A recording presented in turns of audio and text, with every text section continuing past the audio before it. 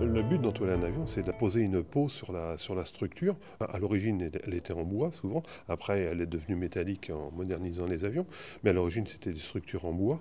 Et donc, le but est de donner une peau rigide qui permet de respecter le profil de l'aile et de permettre de voler, tout simplement, quoi. Le tout en étant extrêmement léger.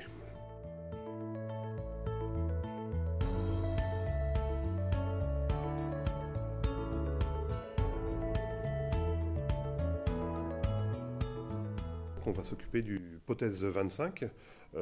On commence par l'aile inférieure, qui est donc un petit peu plus petite que l'aile supérieure, mais avec les contraintes que l'on retrouve sur n'importe quelle pièce à entoiler, quoi. La toile utilisée est une toile de lin.